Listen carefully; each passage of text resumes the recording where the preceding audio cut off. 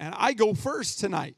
So once you get my timer set up there, we've been going through a series called Connecting the Dots, and we're getting close to the end of that. It's taken us 2 years to go through the series, and we're coming to the last book of the Bible now. Anybody know what the last book of the Bible is?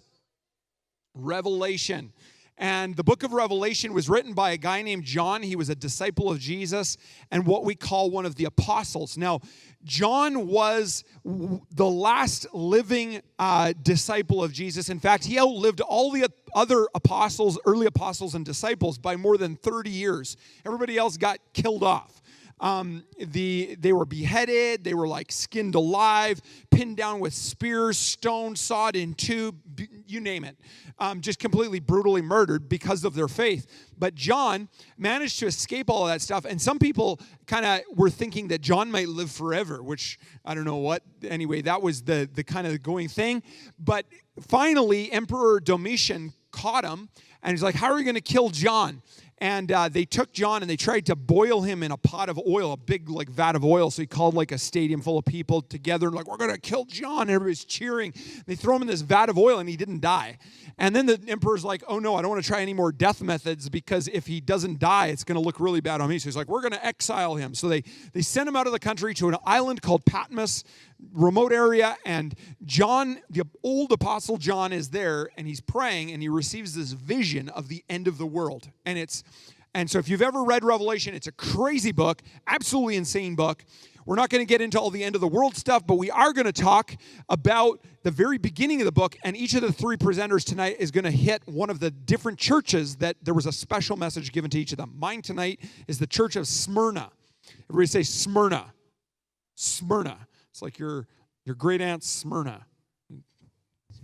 I am the first and the last, Jesus said to the church. I died, but I am now alive. Listen to what I say.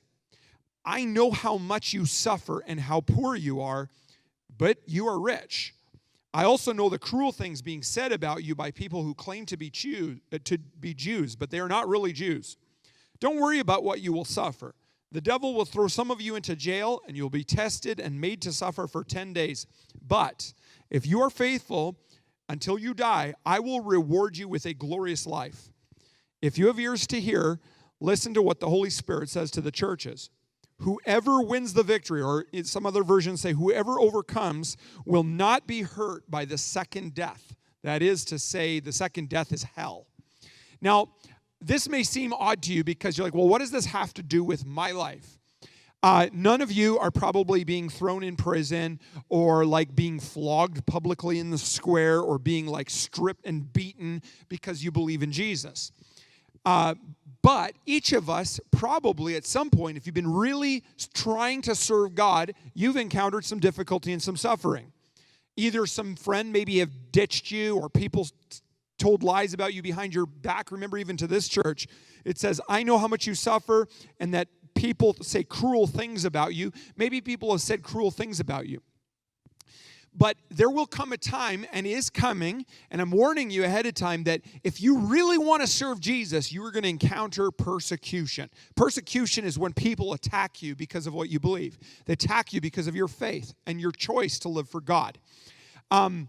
Many years ago, this would be my great-great-grandfather. My grandmother remembers the story, and she's the one that recounted it to me. But in Russia, when it was under the communist regime, so this was the USSR, you probably remember from history class, my great-great-grandfather was there and got jailed multiple times for reading his Bible to his family. And I don't know who reported him. Maybe it was a neighbor or a relative or something. But he had his Bible hid somewhere in his house. And every time he'd get released from prison, and it wasn't like nice prison in Canada. It was like brutal, like torture prison in the USSR. He'd get released, and the first thing he'd do is he'd get home, and he'd pull his Bible out of his like little cubbyhole where he had it hidden away, and he'd call his family together, and they'd begin to read the Bible again because it was so precious to him. And of course, this would go on for I don't know how long, months or, before he'd get reported again. Then he'd go back to jail for a while, and then they'd kick him out of jail, and he'd go and read his Bible to his family again. Listen, in your lifetime, at some point, the Bible may become outlawed. Your faith the way you want to practice your faith and worship God may become outlawed. But remember the words of Jesus. Whoever endures till the end will not be affected by the second death, which is hell. You'll live forever. All right, next up.